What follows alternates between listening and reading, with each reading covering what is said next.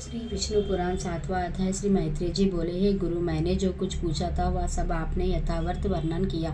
अब मैं एक बात और सुनना चाहता हूँ, वह आप मुझसे कहिए। ए महामुने, सातों द्वीप, सातों पाताल और सातों लोक, ये सभी स्थान जो इस ब्रह्मांड के अंतर्गत है, स्थूल, सूक्ष्म, सूक्ष्मतर, सूक्ष्मति, सूक्ष्म तथा स्थूल और स्थूलतर जीवों से भरे हुए हैं। मुनसत्तम, एक अंगुल का 8वां भाग भी कोई ऐसा स्थान नहीं है जहाँ कर्म बंधन से बंधे हुए जीव न रहते हो। किंतु हे भगवान, आयु के समाप्त होने पर ये सभी यमराज के वशीभूत हो जाते हैं और उन्हीं के आदेश अनुसार नरक आदि नाना प्रकार की यातनाएं भोगते हैं। तदंतर पाप भोग के समाप्त होने पर वे देवादि योनियों में घूमते रहते हैं। सकल शास्त्रों का ऐसा ही मत है। अतः आप मुझे वह कर्म बताइए जिसे करने से मनुष्य यमराज के वशीभूत नहीं होता। मैं आपसे यही सुनना चाहता हूँ। श्री परशुराज जी बोले, हे मुने, यही प्रश्न महात्मा नकुल ने पितामह भीष्म से पूछा था। उसके उत्तर में उन्होंने जो कुछ कहा था वह सुनो। भीष्म जी ने कहा, है वत्स, पूर्व काल में मेरे पास एक कलिंग देशीय ब्राह्मण मित्र आया और मुझसे बोला। मेरे पूछने पर एक जाति स्मर मुनि ने बतलाया था कि ये सब बातें अमुक अमुक प्रकार ही होंगी।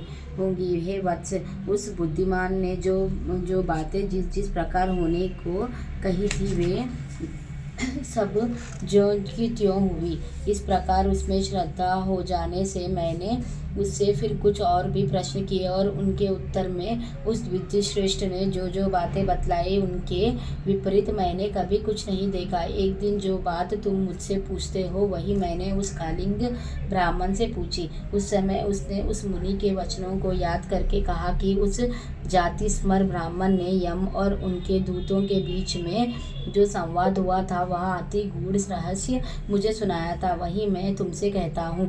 कलिंग बोला, आपने अनुचर को हाथ में पाश किए देकर यमराज ने उसके कान में कहा, भगवान मधुसूदन के शरणागत व्यक्तियों को छोड़ देना, क्योंकि मैं वैष्णवों से अतिरिक्त और सब मनुष्यों को ही स्वामी हूँ। देव पूज्य विधाता ने मुझे यम नाम से लोक के पाप पुण्य का विचार करने के लिए नियुक्त किया है। मैं अपने गुरु श्री हरि के वशीभूत हूँ, स्वतंत्र नहीं हूँ। भगवान विष्णु मेरा भी नियंत्रण करने में समर्थ है। जिस प्रकार सुवर्ण भेद रहित और एक होकर भी कटक, मुकुट तथा कर्णिक आदि के भेद से नाना रूप प्रतीत होता है, उसी प्रकार एक ही हरि का देवता, मनुष्य और पशु आदि नाना विध कल्पनाओं से निर्देश किया जाता है। जिस प्रकार वायु के शांत होने पर उसमें उड़ते हुए परमाणु पृथ्वी से मिलकर एक हो जाते, उसी प्रकार गुण भोग शोभ से उत्पन्न हुए समस्त देवता, मनुष्य और पशु आदि उसका अंत हो जाने पर उस सनातन परमात्मा में लीन हो जाते हैं। जो भगवान के सूर्यवर वंदित चरण कमलों की परमार्थ बुद्धि से वंदन करता है, घृति होती से प्रज्वलित अग्नि के समान समस्त पाप बंधन से मुक्त हुए उस पुरुष को तुम दूर ही से छोड़कर निकल जाना। यमराज के ऐसे वचन सुनकर पाशाहस्त यमदूत ने उनसे पूछा, प्रभु, सबके विधाता भगवान हरि का भक्त कैसा होता है, यह आप मुझसे कहिए।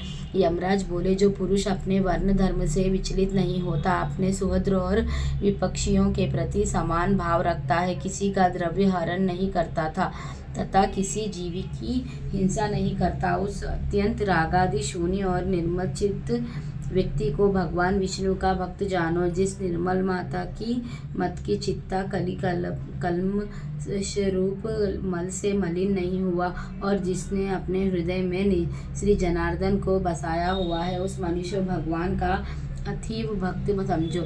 जो एकांत में पड़े हुए दूसरे के सोने को देखकर भी उसे अपनी बुद्धि द्वारा तृणिक समान समझता है और निरंतर भगवान का अनन्य भाव से चिंतन करता है, उस नरश्रेष्ठ को विष्णु का भक्त जानो। कहा तो स्फटिक की नगरी शिली के समान अति निर्मल भगवान विष्णु और कहा मनुष्यों के चित्त में रहने वाले राग द्वेष दोष, इन दोनों को संयोग किस प्रकार नहीं हो सकता।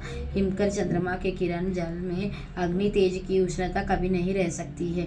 जो व्यक्ति निर्मल चित्त, मत्सर रहित, प्रशांत, शुद्ध चरित्र, समस्त जीवों का सुहार्द, प्रिय और हितवादी तथा अभिमान एवं माया से रहित होता है, उसके हृदय में भगवान वासुदेव सर्वदा विराजमान रहते हैं। उन सनातन भगवान के हृदय में विराजमान होने पर पुरुष इस जगत में सौम्य मूर्ति हो जाता है। जिस प्रकार नवीन शाल वृक्ष अपने सौंदर्य से ही भीतर भरे हुए अति सुंदर पार्थिव रस को बतला देता है। हे दूत, यम और नियम के द्वारा जिनकी पाप राशि दूर हो गई है, जिनका हृदय निरंतर अच्युतम में ही आसक्त रहता है तथा जिनमें गर्व, अभिमान और मत्सर के लेश भी नहीं रहा है, उन मनुष्यों को तुम दूर ही से त्याग देना।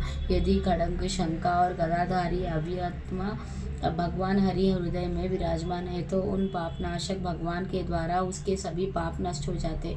सूर्य के रहते हुए भला अंधकार कैसा ठहर सकता है? जो पुरुष दूसरों का धन धारण करता है, जीवों की हिंसा करता है तथा मिथ्या और कटु भाषण करता है, उस अशुभ क्रमोन्मत्त दुष्ट बुद्धि के हृदय में भगवान अनंत नहीं टिक सकते।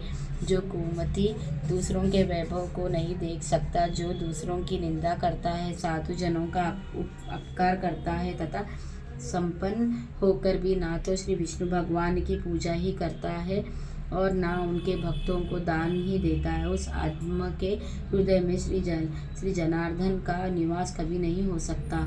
जो दुष्ट बुद्धि अपने परम सुहृद, बंधु बांधव, स्त्री, पुत्र, कन्या, पिता तथा भृत्यवर्ग के प्रति अर्थ तृष्णा प्रकट करता है, उस पापचारी को भगवान का भक्त मत समझो।